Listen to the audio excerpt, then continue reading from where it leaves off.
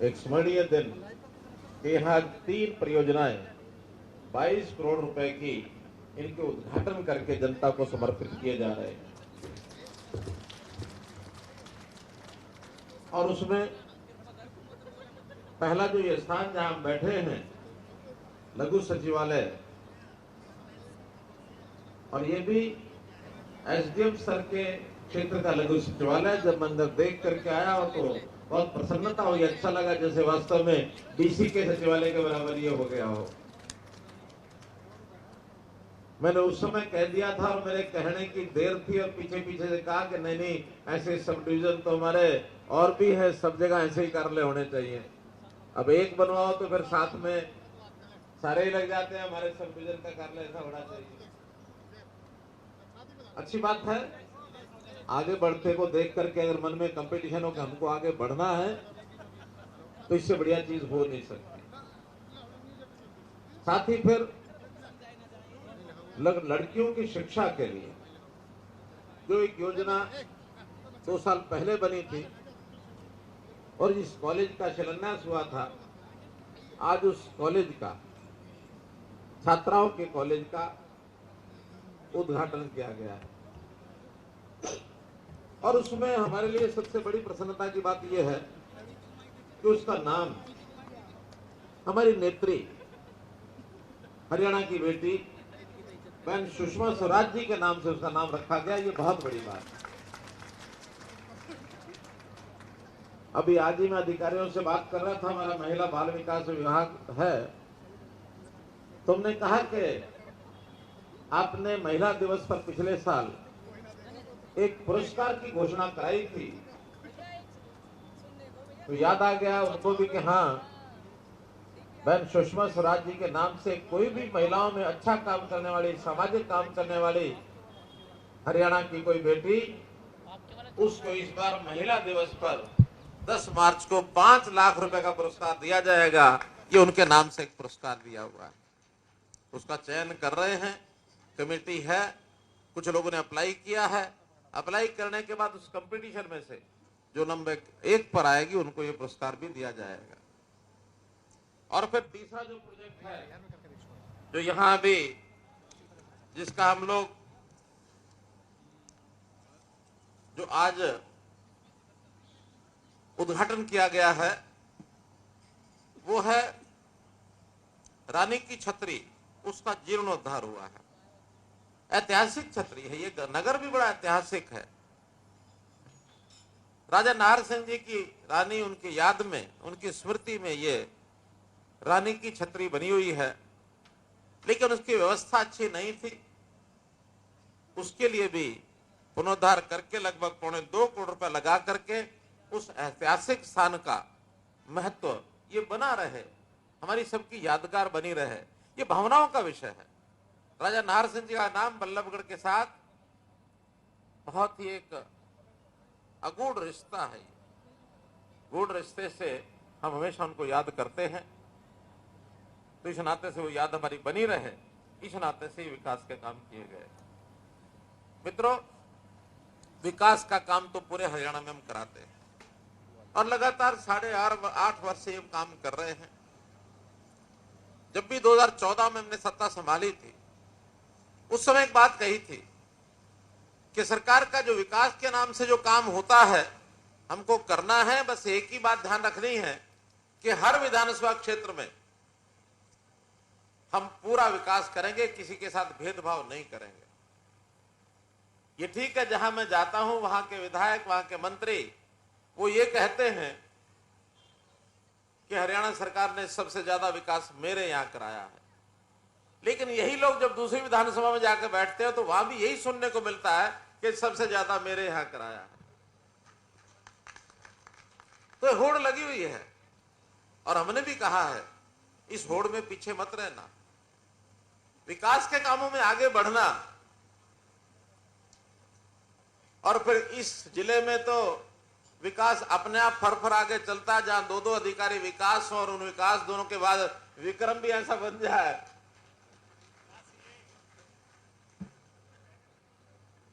तो ये सारा कुछ जब साथ चलता तो विकास में कोई कमी नहीं रहती है। और हमने तो हर बार अपने बजट में ये घोषणा की हुई है कि जहां भी जिस चीज की जरूरत है, आवश्यकता हमको बताओ। इस बार भी वित्त मंत्री होने के नाते मैंने 1,83,000 करोड़ रुपए का और बजट की घोषणा की है। विधानसभा में पास होना है वो, लेकिन उस राशि में अंतर नहीं आएगा। राशि जो एक बार तय कर दी वो अभी वही रहेगी। हाँ, नई डिमांड कुछ आ जाएंगी तो निश्चित रूप से आने वाला जो अगस्त है उसमें सप्लीमेंट्री बजट के नाते और जो डिमांड आएंगी उसमें और भी बढ़ा देंगे हम, कोई दिक्कत नहीं।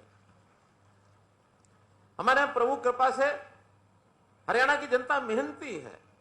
मेहनत जनता के कारण से ये प्रदेश देश के बाकी प्रांतों में अग्रणी प्रांत है। 2 उदाहरण बताता हूं आपको मैं।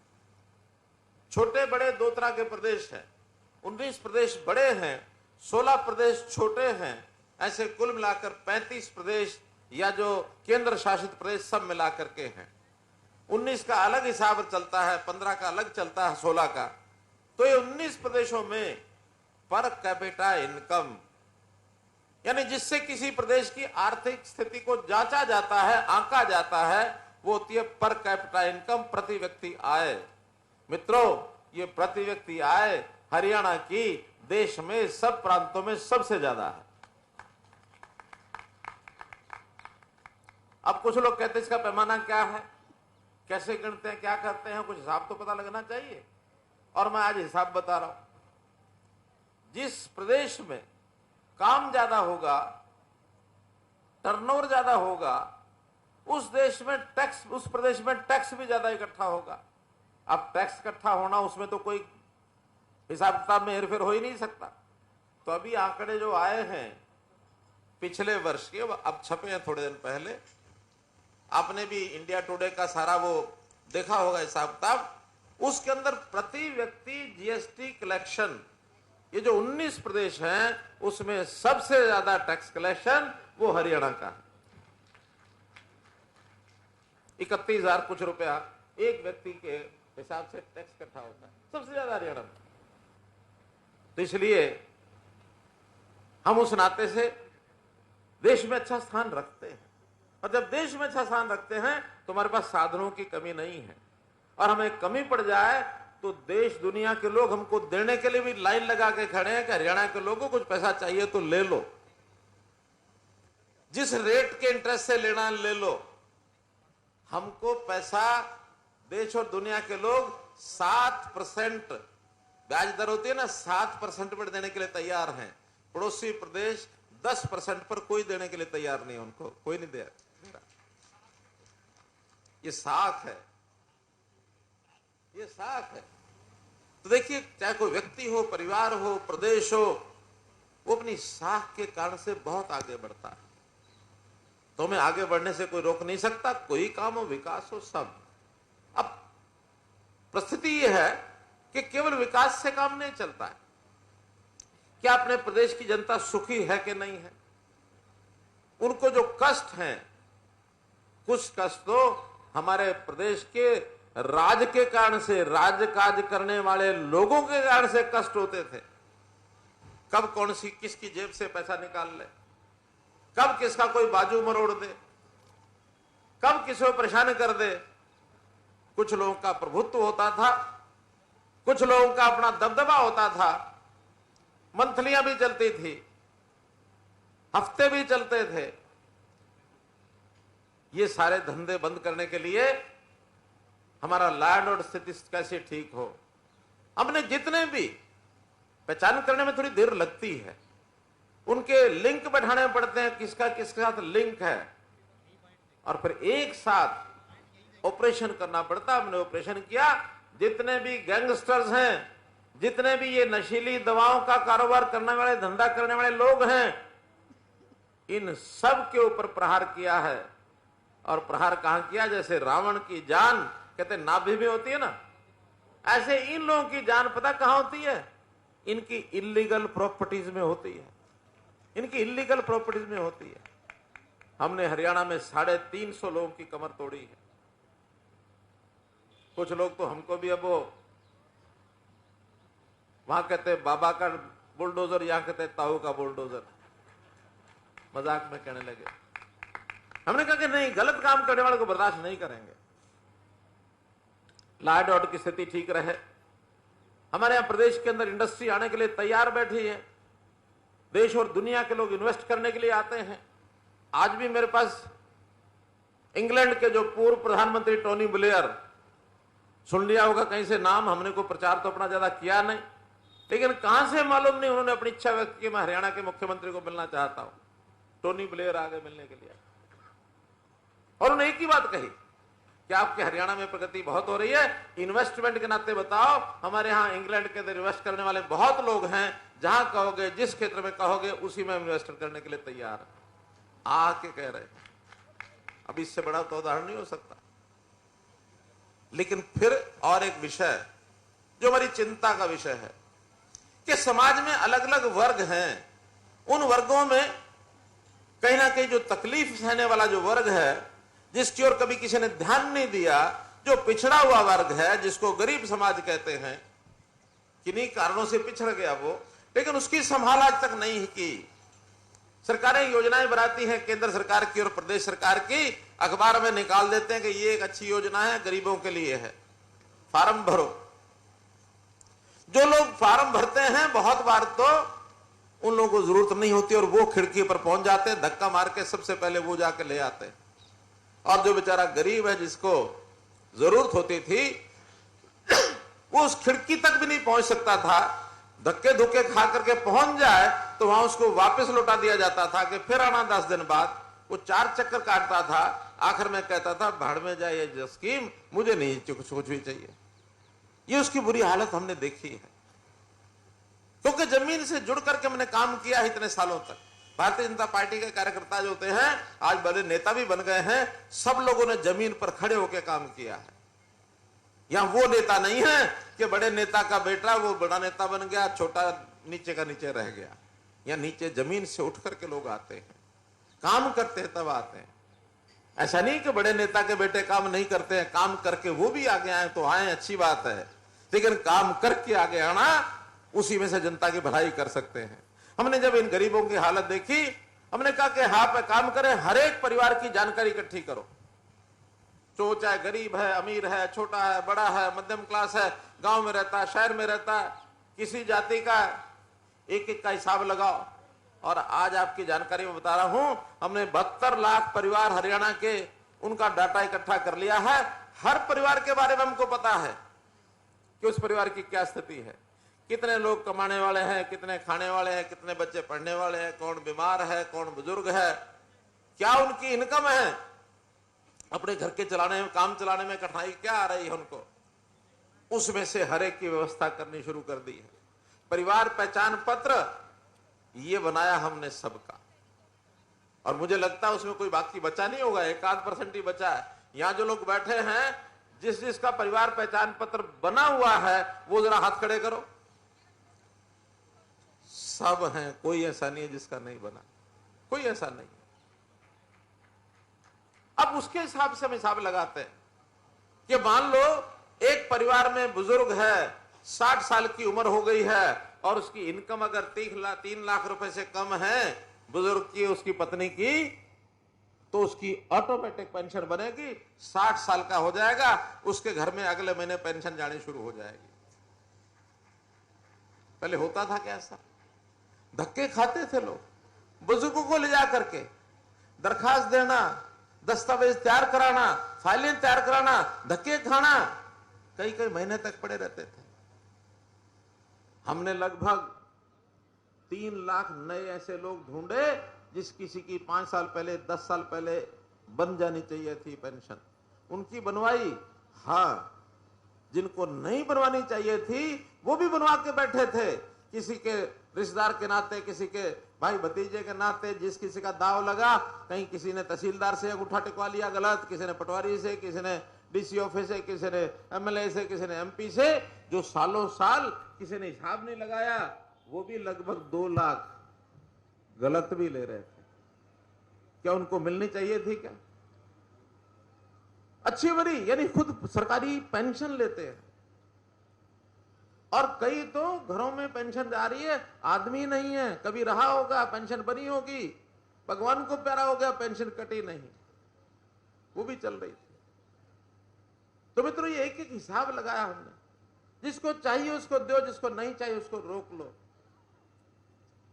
12 लाख नए राशन कार्ड बनवाए। जिसकी 1,80,000 रुपए की इनकम उससे कम से दो गई, उसका राशन घर बैठे बनवा दो, किसी को जाने की जरूरत ना पड़े। और 7-7.5 लाख कटे भी हैं। तो ये शुद्ध करना सिस्टम को, ये ठीक है कि नहीं है? ठीक है कि नहीं? अब जिसका कटेगा राशन कार्ड, तो एक बार तो उसको तकलीफ होगी ना? उसकी तकलीफ जायज है क्या? नहीं है ना? कोठी है, कार है, बंगला है, फिर भी राशन कार्ड की लाइन में लगा हुआ। अरे भाई, ये जो परिवार है इसमें कुछ कमजोर हीने लोग रह गए तो उनकी मदद करो। ये अपना परिवार है, 3.25 करोड़ लोगों का मेरा परिवार है। इस परिवार की हर जरूरत गरीब आदमी, कमजोर आदमी, हीन आदमी, उसकी पहले पूरी करनी चाहिए। उनके बच्चों की पढ़ाई हो, उनके घर के अंदर कोई बीमार है उसका इलाज हो। प्रधानमंत्री जी ने आयुष्मान भारत की योजना बनाई कि गरीब परिवारों को 5 लाख रुपए साल की गरीब की उसके इलाज का पैसा सरकार देगी। हमारे परिवार उसमें आए थे 15.5 लाख, क्योंकि उसमें आमदन जो है 1,20,000 रुपए साल रखी हुई थी। हमें लगा कि हरियाणा में तो इनकम अच्छी है, 1,20,000 में बहुत कम लोग हैं, गरीब और भी हैं इसमें ज्यादा, तो हमने उसको बढ़ा करके 1,80 कर दी। और जो बाकी 14 लाख परिवार उसके कारण से बढ़ गए, हमने कहा हरियाणा पैसा खर्च करेगा, 29 लाख परिवारों को हम दे रहे हैं। अब किसी परिवार का कोई बीमार हो जाए, बल्कि अब तो मुझे पता लगा कल ही डॉक्टर्स घरों में जाने शुरू हो गए हैं कि भाई नई पुरानी कोई बीमारी हो तो आ जाओ, मैं इलाज करता हूं, पैसे नहीं देने हैं, पैसा सरकार से ले लेंगे। वो अपने आप पकड़ के लाते हैं। और कई बार तो लोगों को ये लगता है शायद ये अस्पताल वाला डॉक्टर है, यही मेरा मुफ्त का इलाज कर रहा है, ये भी मैसेज चला जाता है। हमने कहा नहीं, सरकार इसका पैसा दे रही है। अब इसके बाद डिमांड उठनी शुरू हुई। जो 1,80 से ऊपर वाले थे कि भाई हम तो थोड़ा सा अंतर रह गया, हमें क्यों छोड़ दिया। इस बजट में हमने वो योजना भी बना दी कि भाई 3 लाख परिवार, 3 लाख की आमदन तक जितने परिवार हैं उनका भी इलाज का आधा पैसा 1,500 रुपया परिवार का ले लो, उनको भी जोड़ दो। 8 लाख परिवार वो जोड़ दिए हैं। हो सकता कल को इससे भी ऊपर वाले लोग आ जाएं, उसका भी कुछ सोच लेंगे। हम चाहते हैं हर परिवार, क्योंकि बीमारी का पता नहीं होता कौन सी बीमारी आ गई, कितना खर्चा होगा। वो बीमारी 500 रुपए में ठीक हो सकती है, वो बीमारी लाख रुपए में भी जा सकती है। हर कोई अपनी रसोई का बजट बना सकता है, अपनी शादी, मकान, सबका बजट बना सकता है, स्कूटर, गाड़ी बजट बना सकता है, लेकिन बीमारी का कोई बजट बना नहीं सकता है। कोई नहीं बना सकता। उसके लिए तो कोई ना कोई फिक्स चार्जेस लगा के, इंश्योरेंस करा के, सरकार की स्कीम बना के उस सुरक्षा को खरीदा जा सकता है। तो हम हर एक की सुरक्षा ये हम कर रहे हैं। हमने जिन चीजों पर चोट मारनी शुरू की है, उसमें चाहे वो करप्शन हो, चाहे क्राइम हो, और चाहे कास्ट बेस्ड पॉलिटिक्स हो। हम कास्ट बेस्ड पॉलिटिक्स भी नहीं करते हैं। ये ब्राह्मण है, ये बनिया है, ये गुज्जर है, ये जाट है, ये पंजाबी है, ये अनुसूचित जाति है, ये बैकवर्ड क्लास, बिल्कुल नहीं। योग्यता के आधार पर आगे आओ। जिसकी जितनी क्षमता है, योग्यता है, जो कोई अच्छा काम कर सकता है उसको आगे बढ़ाएंगे। और भाई, वोट देने का अधिकार सबको है, चुनाव लड़ने का भी अधिकार। जो लड़ना चाहता लड़के आए। अच्छे आदमियों को चुनने के लिए जनता को आह्वान करते हैं। अच्छा आदमी, अच्छी पार्टी, इस नाते से चीजों को आगे बढ़ाओगे तो मोदी जी और मोदी जी जैसे कितने ही आदमी आज अच्छाई की लाइन में हैं, उनको आगे लाओ, उनको आगे लाओ। हम लोग 3 चीजों पर चोट मार रहे हैं, और इन तीनों चीजों की जो जननी है, चाहे वो कास्ट हो, चाहे वो क्राइम हो, caste based politics, not caste, caste based politics हो, क्राइम हो, करप्शन हो, 3 सी हैं। और इन 3 सी की जननी भी एक चौथी सी है। मालूम है कौन सी? कांग्रेस, उसकी जननी है। इन 3 को भी खत्म करना है, और चौथी अपने आप खत्म हो रही है। चिंता मत करो, बस थोड़ा सा हिम्मत रख के जागरूक होकर के काम करना। और हमने जो चीजें ठीक करनी है, सुधारनी है, उसमें 5 एस हैं: शिक्षा, स्वास्थ्य, सुरक्षा, स्वाभिमान, स्वावलंबन, ये 5 ऐसे हैं जिसको हमने ठीक करना है। लोगों को उनके पैरों पर खड़ा करना है, गरीब को रोजगार देना है। गरीब का हाथ हमेशा ऐसा बना रहे अच्छा नहीं है। अगर उसकी इनकम बढ़ा करके आप थोड़ा ऊंचा ले जाओगे, उसके लिए वो अच्छा है, या हमेशा मुफ्त की चीजें लेता रहे वो अच्छा है? बोलो क्या करना? आमदन बढ़ाना या उनको हमेशा हमेशा के लिए उनका हाथ मांगने के लिए आगे रखना? क्या अच्छा है? आमदनी बढ़ाना। इसके लिए भी हमने मुख्यमंत्री परिवार उत्थान योजना, ये योजना बनाई है कि घर में अगर आमदन कम है तो एक आदमी को पकड़ के लाते हैं, भैया बोल क्या काम कर सकता है?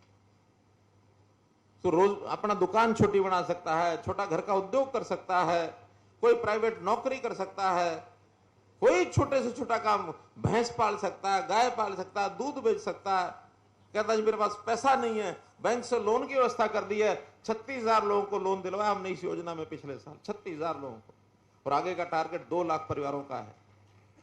इन 2 लाख लोगों की हर तरह की सहायता करेंगे। आमदन बढ़ाओ, इस आमदन को 1,80,000 से ऊपर लेकर के जाओ, तो उनको स्वावलंबन, पैरों पर खड़ा करना। और ये जो 5 एस हैं, इन 5 एस में भी एक छठा एस है जिसको बढ़ोतरी दे रहे हैं, जिसके आधार पर काम कर रहे हैं। वो छठा एस है, आपको मालूम होगा ही, उसका नाम है सुशासन। क्या है? सुशासन, अच्छा शासन। शासन अच्छा होगा, लोग याद रखेंगे।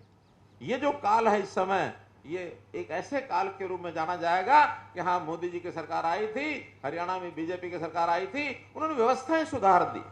कितने विवाद थे, उन विवादों को समाधान की तरफ ले गए कि जो भी किसी का विवाद है चलो समाधान करते हैं। नहीं तो दुनिया घसीट रही है कोर्टों में, हर किसी परिवार का कोई ना कोई एक मामला थाने में, कोर्ट कचहरी में लटका हुआ है। इनमें से बाहर कैसे निकालो? मित्रों, काम किया बहुत है, लेकिन करना और भी बहुत है। जब बहुत और करना बाकी है तो आप लोग डट करके खड़े रहना, नीचे से ऊपर तक, चाहे वो स्थानीय शासन हो, चाहे प्रदेश का हो, चाहे केंद्र का हो। और संयोग से तीनों चुनाव आ रहे हैं अब एक लाइन में। सबसे पहले कौन सा? नगर निगम का। आज ही आगाह कर रहा हूं, पता नहीं उस समय तक बाद में आना होता कि नहीं आना होता है। आपकी जितने यहाँ के विकास की बातें हैं, जितनी समस्याएं हैं, सबका हल कर रहे हैं।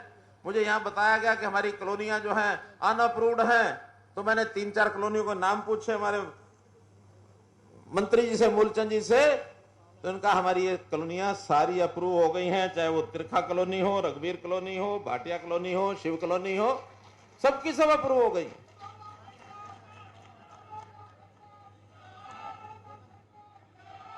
कोई एक आध बाकी होगी तो भी कोई छोटी मोटी कमी उसको पूरा करके, अब जो कॉलोनियां बन गई हैं, बहुत ज्यादा मकान बन गए हैं, आपको भी पता, मुझे भी पता, वो हटाई नहीं जा सकती। इतना ही है, उसके जो नियम बने हैं उस नियम पर छोटा मोटा कमी है उसको पूरा करो और अपनी कॉलोनियों को अप्रूव कराने का काम करो। इसलिए शहर के जितने काम हैं इनको करने के लिए आप आगे आए या हम करने के लिए तैयार हैं। और इसी कड़ी में 1 साल बाकी बचा है। अगला चुनाव कौन सा आएगा? कृष्णपाल जी जोर से बोलो। और ठीक उसके 5 महीने बाद मूलचंद जी विधानसभा, बाकी हमारे विधायक, सबको पता है। अब ये 1-1.5 साल, ये लोकतंत्र का जो उत्सव है, ये त्योहार, ये भी उत्सव है। इस उत्सव को जश्न के साथ खूब अच्छा मनाओ, प्रसन्न होकर मनाओ। जो कोई काम हमसे अपेक्षा हमें बताओ, जहां कहीं आपकी जरूरत है आपको हम बताएंगे। क्योंकि मोदी जी ने एक नारा दिया था, सबका साथ, सबका विकास, सबका विश्वास, सबका प्रयास। आपका भी प्रयास जरूरी है। आप हमसे अपेक्षा करें, अपना प्रयास करते रहे। जो इस यानी इस इलाके में, जो इस हमारे शहर में, जो हमारे जिले में कोई भी कमी है उसको दूर करके हम अपना जो है पूरा करके ही दम लेंगे। इसलिए कोई काम आपका पीछे नहीं रहने देंगे। आपका बहुत बहुत धन्यवाद, बहुत बहुत आभार।